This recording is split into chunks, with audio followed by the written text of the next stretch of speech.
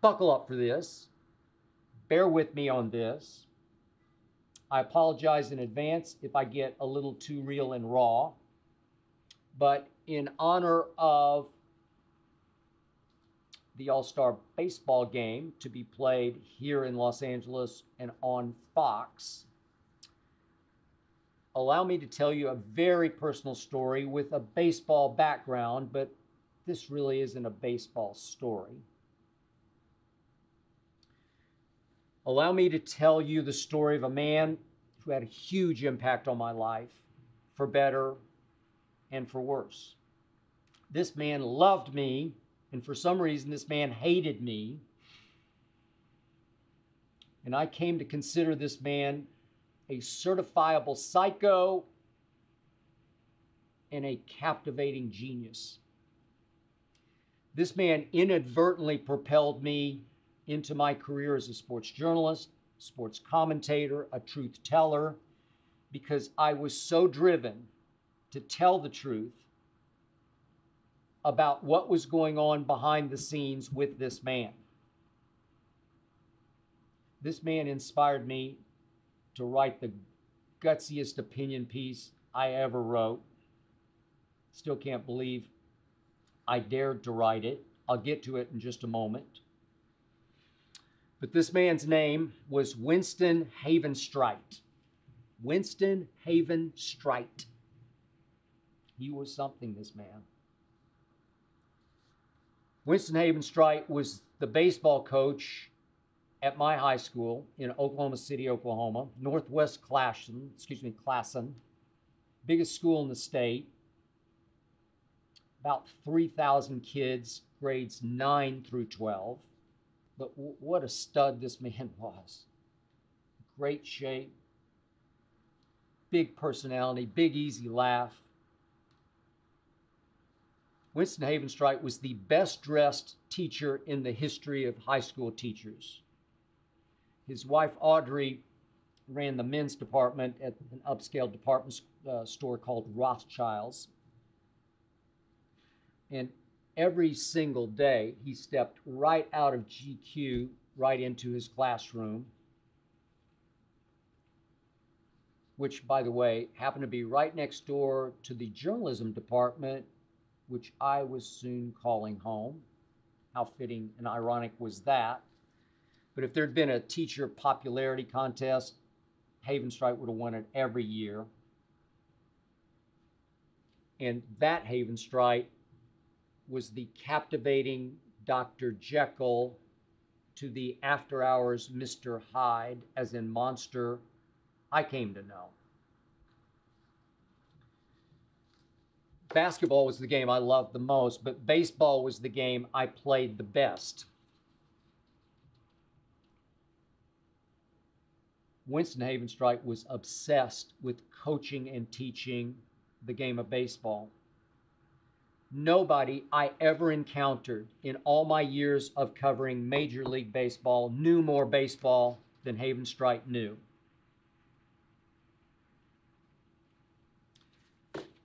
He had coached a team at Northeast High School to a state championship several years before he came to Northwest. And I think he benefited greatly that year from an outfielder named Ralph Rickey, who was drafted 15th overall by the Cubs. But I played for the 9th grade baseball team that year. And in the springtime, on a pretty chilly Saturday, I was up at Northwest donating some time to a food drive. And when I finished, I just happened to walk past the baseball field. And as usual, he was out there working on the field that was his field of dreams. He spent every waking moment away from coaching and teaching baseball, and obviously teaching history, working on that diamond. And Northwest had the best ballpark baseball field in the Mid-State Conference because of him. It was just immaculately perfect. And as I walked past, he looked at me and he knew me vaguely from the ninth grade team, but maybe he knew me better than I thought because I had no relationship with him at all. And he waved me over.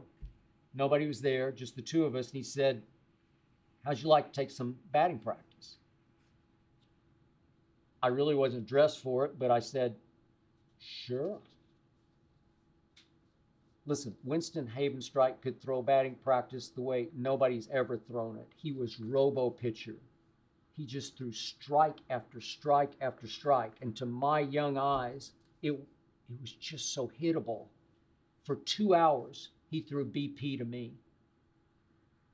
I didn't have home run power. I was 5'11", 160-ish, 165-ish. But I did have line drive power, singles, doubles power, gap power. And I hit shot after shot after shot. Then he obviously made me shag for myself. I had to run all through the outfield, putting the balls back in the bag, running them back to him on the mound. And here we went again for another round. And when we finally finished, he said to me, you hit the ball pretty good. I later learned that might have been the greatest compliment he ever paid to anybody because he wasn't a man of compliments. But that very chance meeting on that weird, chilly Saturday led me to believe that I was his guy. So as a sophomore the next year, I got to play some for the varsity, his varsity that he coached, and he lettered me, which I could not believe. I didn't deserve it, but he lettered me. And it was such a big deal at my high school. Sophomores just didn't letter in any sport, football, baseball, basketball, whatever, tennis, swimming, just didn't letter. It was rare. So as I got back for my junior year, I got to get initiated right away into the Letterman's Club called the O Club, and I got to wear that purple and gold. We were purple and gold, the Knights. I got to wear that jacket as a junior. It was a huge deal to me to strut my stuff in that jacket, going to basketball games, all thanks to Winston Havenstrike.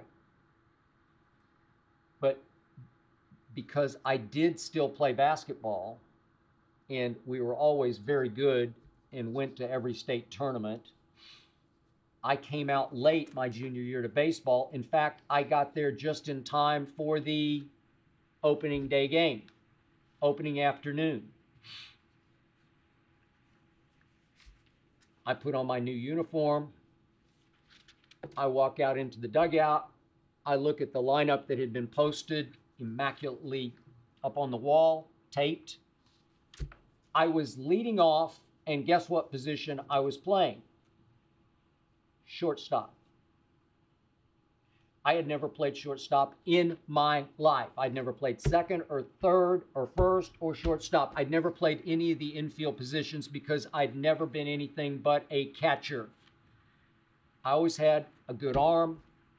They put me at catcher in second grade, and I never left, and I liked it. But I had no father around. I had no big brother. I was the oldest. So I had nobody to say, hey, maybe you should try shortstop. Maybe you should pitch.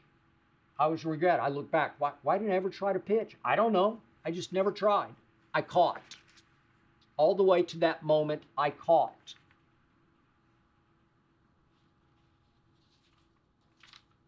So I walked over to Coach Havenstrike and I said, are you sure you want me at shortstop? I've never played shortstop. I told him straight up, flat out, never played. He waved me off. He said, you're a good athlete, you'll be fine. That's exactly what he said, quote unquote. You're a good athlete, you'll be fine.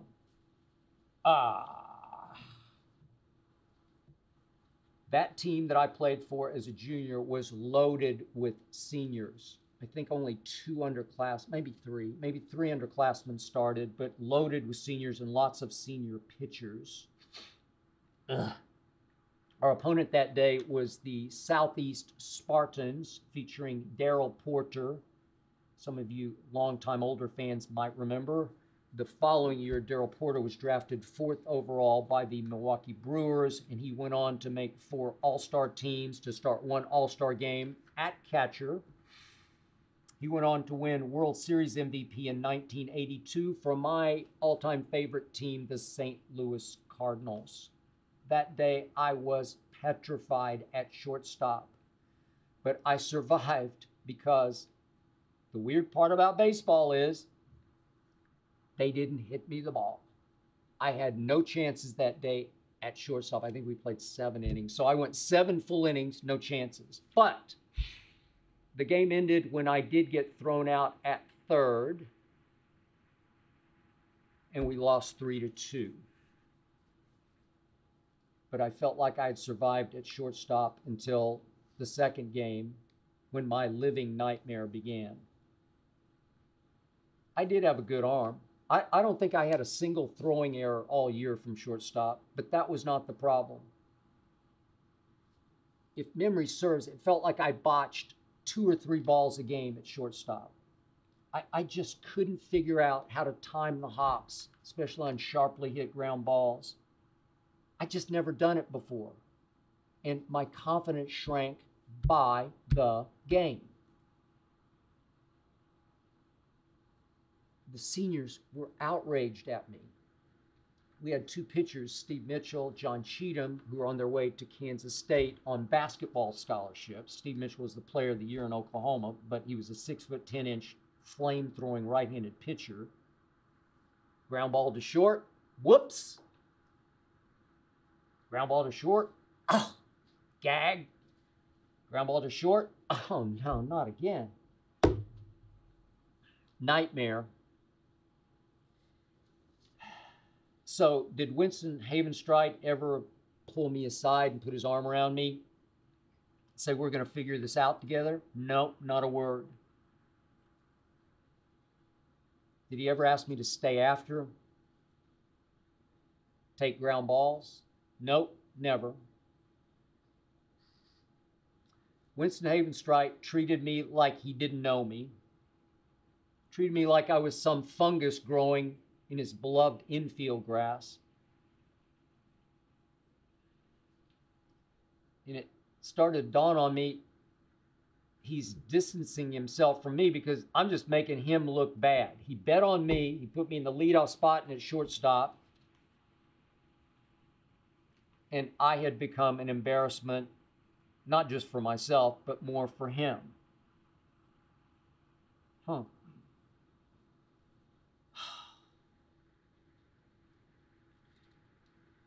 He was merciless on me in front of the team. He started everything with, God dang it, God dang it. What's wrong with you? Always in front of the team. You're making a mess of shortstop. You are killing this team. Game after game after game. Seniors wouldn't even speak to me, wouldn't even look at me. It got so bad during spring break, I'll never forget this. We had a doubleheader at home, and I woke up at like 7, and I cracked open my window, and I could hear the rain falling, and I thought, thank you, God. Thank you. We're going to get rained out. It had come to that. I didn't want to go.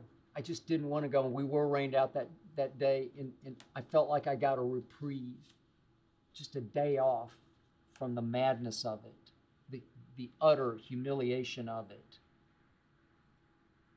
Finally, fairly late in the season, he gave up on me at shortstop, and we switched one game. And he put me at catcher where I belonged, and he put the senior catcher named David Capshaw, who was very good, at shortstop. David made an error the first game, and I could hear him yelling from the dugout, Bayless has got shortstop so messed up, nobody can play it. God dang it. So then came this fateful game late in the year, Friday afternoon at home. against the John Marshall Bears. By then, I'd been moved down in the lineup to, I don't know, 5th or 6th. I came up in the first inning, bottom of the first. Bases loaded, 2 outs. The pitcher, whose name I can't remember, I'd faced many times coming up from Little League on, a right-hander. I always saw the ball great coming out of his hand. And I think I jumped on the first pitch, and I crushed it right back at him. Can't hit a ball any harder. And he miraculously snagged it and doubled off the runner at first.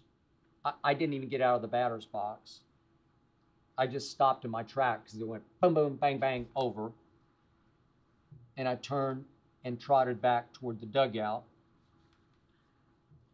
And as I sat down on the bench to put my catcher's equipment on, my shin guards, my chest protector, ultimately my mask, here came Haven Stripe from his third base coaching box, out of his mind mad. And he starts shoving me back against the concrete wall of the dugout. I was sitting up on the bench, the wooden bench, but there's concrete behind, just shoving me. Boom, boom. God dang it. You're killing this team. What is wrong with you? I was dumbfounded, and I said, I cannot hit a ball any harder than I just hit it. And he gave me one of his little mock chuckles. Oh, God, I can't hit a ball any harder than I just did. Now I'm looking sideways at the juniors and the sophomores who weren't in the game, friends of mine, weren't in the game, so they weren't out in the field. They hadn't gone back out. So they're observing this, and they're looking at me like this man has lost his mind, because he had. I tried to fight back, at least verbally, and he's still shoving me, boom, boom, against the concrete. And finally, he grabbed me by the shoulders and basically threw me toward the little steps leading back up to the field and said, now get back out there and don't screw up, catcher. I swallowed it, and the next 3 times up, I crushed the ball. I hit 2 singles as hard as I could hit them, and I hit a double in the gap. I should have had 4 hits, but I did have 3. And I woke up the next morning, Saturday, and I retrieved my Bible, the Daily Oklahoman, the newspaper I grew up reading, from the front porch, and I opened it up on the living room floor, got down on I always read it down on the living room floor, I don't know why. And I scanned to the Mid-State Roundup in the Daily Oklahoman, and leading off the Roundup is a little blurb about Northwest beat John Marshall, and guess who led the Roundup? Skip Bayless had 3 hits as the Northwest Knights beat the John Marshall Bears, blah, blah, blah. You can see a picture of it. I wrote a piece called Here I Am for our Fox website.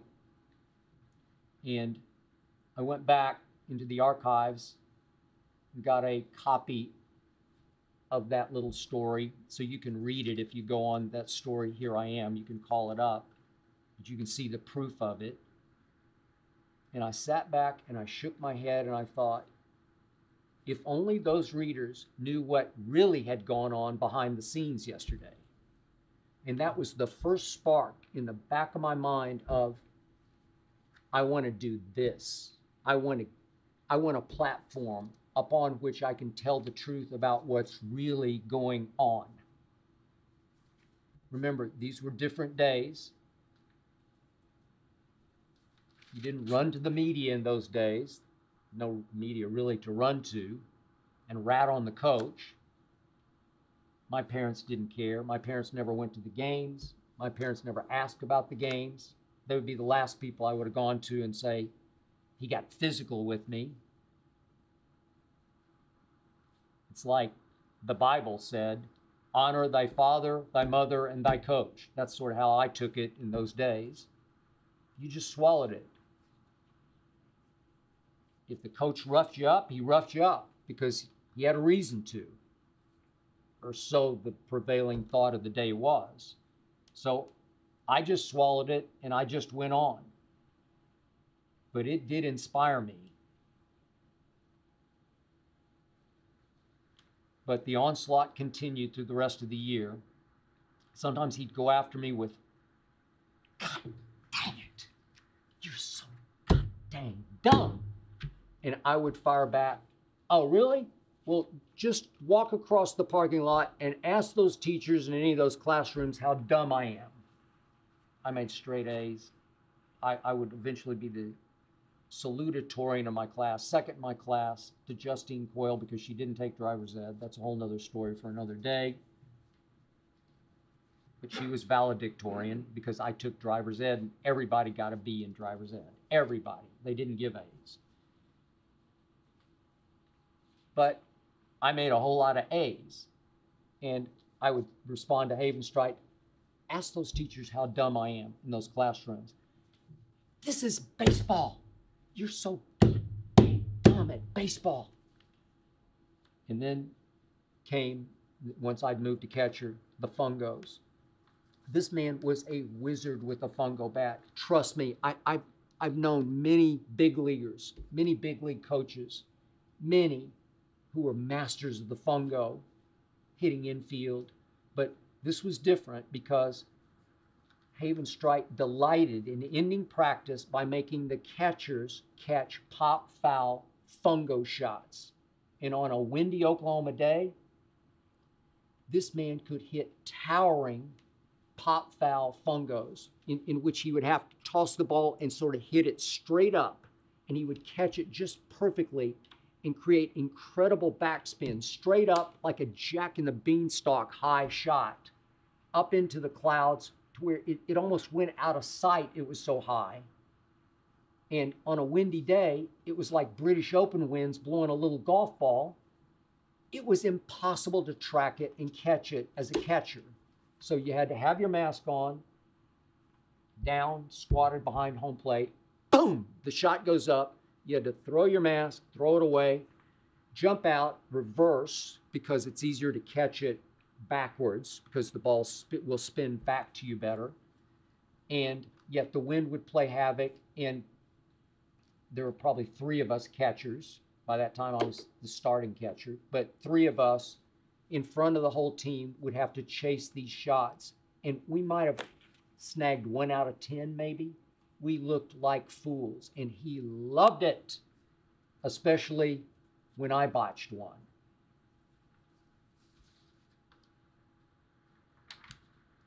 So also late in that year, speaking of classroom, I was taking an advanced English course from a woman named Kathleen Speed. We read the Odyssey and the Iliad and Dante's Inferno. And near the end of the year, she asked us to write a very creative writing piece involving any of those books. She said, just do what you want. Create something.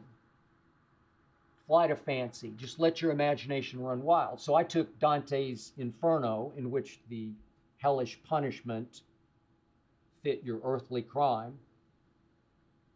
And I wrote my version of Dante's Inferno, and trapped in it was Winston Havenstrite. But I didn't name him because I didn't need to. It was painfully clear about whom I was speaking and writing. And Kathleen Speed knew exactly what I was doing when she called me up to her desk after class one day near the end of school and said, I know what you did here, and I loved what you did here, because I think she had an inkling that he wasn't what he appeared to be during school hours. She told me, and I quote, "This is an extraordinary piece of writing." So at worst, it was a cry for help, but at best, it was a scathing satire about a man that she knew during school hours who was not the man I knew after. And that set the tone for what was about to come. I went ahead at the end of the year because I was trying to be a good teammate. I was trying to do it right. I was trying to honor father, mother, and coach. And I convinced myself it would be better during the summer. I convinced myself I got to suck it up and play for Winston Havenstrite's American Legion team. It was called Sequoia Mills, and we had uniforms to die for. Again, a senior-laden team. He moved me to second base because we had a catcher. You could have older kids come back. We had one come back who was playing junior college named Butch Held. And he was at Paris Junior College in Texas, which was a great baseball school, and he was really good, better than me and better than David Capshaw. So he played catcher, and I moved to second, and Havenstrite laid off me. I made 0 errors at second base through the first 8 games, and I have no idea about this. I just know I was leading our team in hitting because I was crushing. It's possible I was up near, if not in the lead for the league. I was up in the 400s through 8 games. But then came an incident near the end of the 8th game. And by the way, we were on our way to becoming 8-0. 8-0. We had a right fielder on the team named Mark Grimes, who was on his way as a senior to Oklahoma State on a football scholarship because he had made All-State at tight end. Mark Grimes went about 6'5", 240-ish, maybe 250. And he was a classic 4-tool baseball player in that he could do everything but one tool, the 5th tool, he couldn't throw. But he did play right field because that's what he wanted to play. Fine by me. And I liked him, except that I had been dating the same girl named Liz since my freshman year. Now I'm at the end of my junior year, and we had just broken up. She was destined to become my wife, my first wife. And yet, in the interim, Mark Grimes jumped on it and asked her out, and she went out with him a couple of times. I don't know, maybe more. I didn't keep up with it, but I just knew they had gone out. So there was a little bit of undercurrent bad blood. So fatefully, ball gets hit over my head into the gap. Runner has to hold for a second, but then goes, and Mark Grimes tries to throw the runner out at third and threw basically Nerf balls from right field, and I became the cutoff man, and I cut it and tried to relay throw to third because I had a better arm than Mark did at 5'11", 160, 65 pounds. Mark Grimes was not happy, and when that half inning ended, we went into the dugout area. He sat about 10 seats down from me on the bench, and he leaned over and said, "Why did you cut the throw?" And I leaned over, and across 10 teammates said, "Because I needed to." And he said something, and I said something, and the insults began to fly. And obviously there's an undercurrent of Liz somewhere in there. And all of a sudden, Mark Grimes said, and I quote, "Why don't you come down here and say that?" And I did. I got up and I marched down there. By the way, Mark Grimes could have broken me in half. But I marched right up to him and I repeated what I had just said. And as he rose to break me in half the team jumped all over both of us to pull us apart. I would have had no chance in this fight. But knowing me, I would have tried. And in came running from the third base coaching box Winston Havenstrite, who jumped in the middle and looked at me and said, "God dang it, you again. You caused nothing but trouble." I said, "It wasn't my fault. I just cut the throw off." He didn't want to hear a word. He was obviously going to take Mark Grimes' side, the all-state football player, over me. And I was furious. And he said, "Now go sit down at the end of the bench and get ready to hit." God dang it. It's always you. I said, I don't ever cause any trouble. And at that flashpoint moment, I decided that's enough of Winston Havenstrike.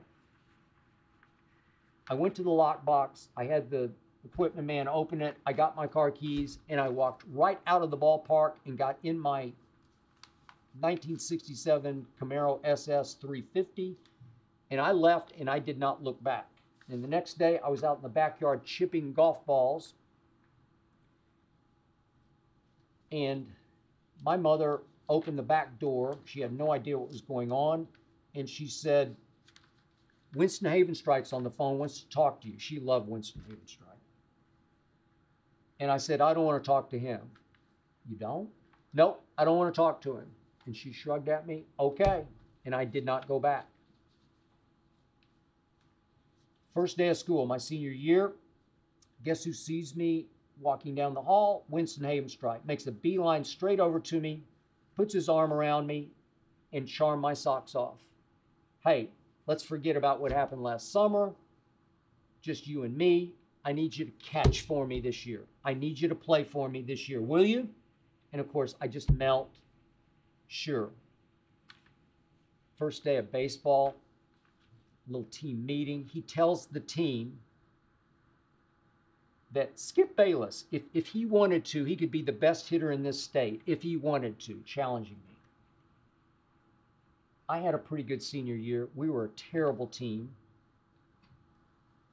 And Winston Havenstrike was completely out of control. My teammates started calling him Havo, and it sort of was like a psycho term, Havo. It's like the Mr. Hyde part of him would come out because we were pretty bad, and he made us worse. He became insufferable through my senior year. A friend of mine named Perry Littlepage was the second baseman, and he pulled a stunt on me. We were warming up one day in a line. We were all just playing catch, warming up our arms. And Perry's back was to Havo's beloved scoreboard that he had painted himself. It was beautiful, purple and gold. And the one rule is, when you're playing catch, nobody hits the scoreboard with an errant throw.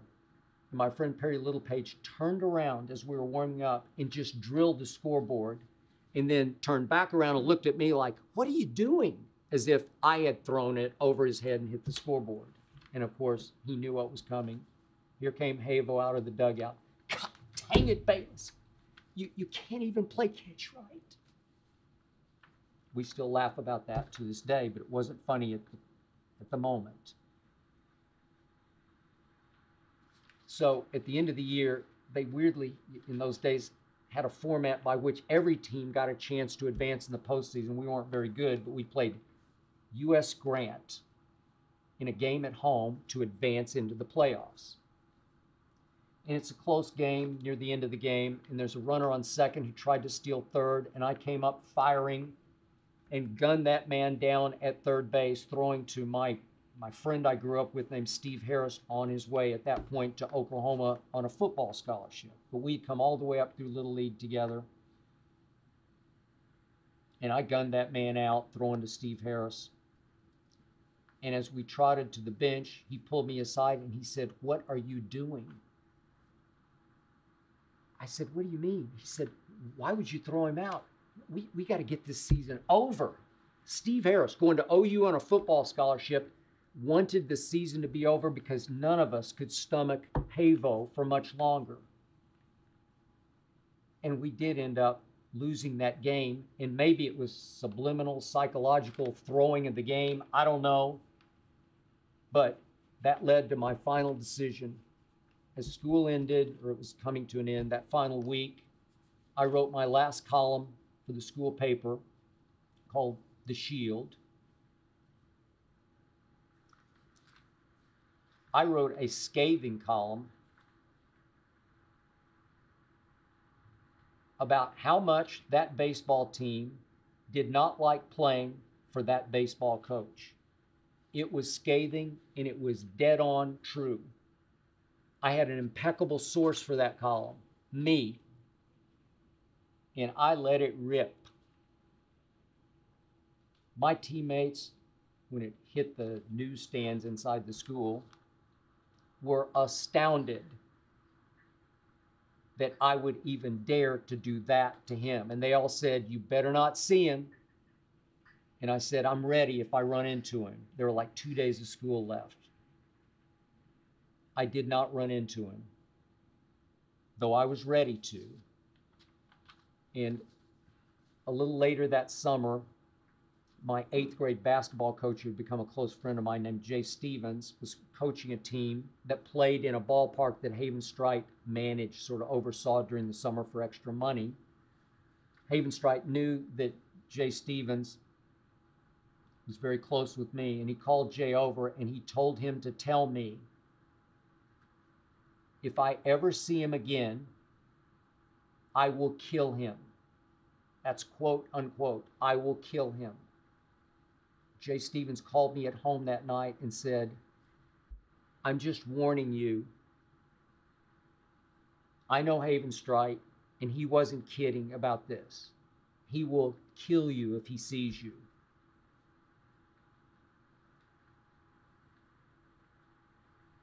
I was ready, but I never saw him again. I went away to Vanderbilt, never looked back.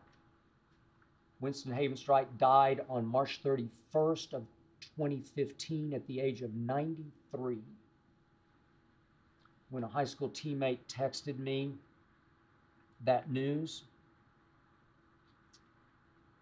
I got tears in my eyes, and to this moment, I'm not sure why. I'm not sure why. But then I read a long obit in the Daily Oklahoman about Winston Haven Strite,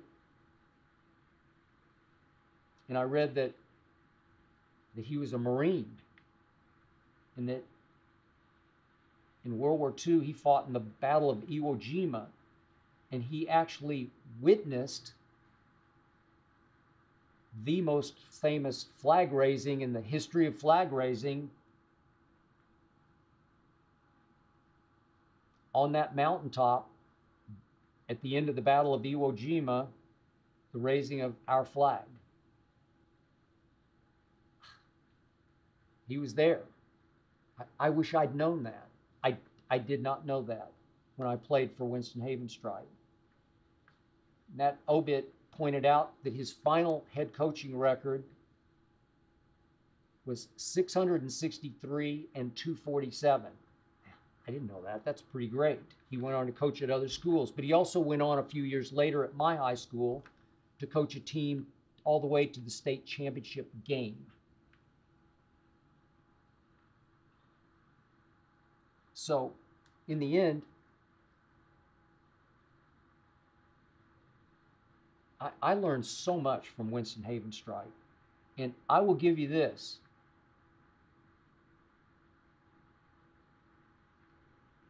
He made me tougher. But maybe in the end, he learned a little something from coaching me. Maybe, just maybe a little bit, I helped to mellow him out. He and I should have been so much better together. But I definitely owe him this. He launched me into this business.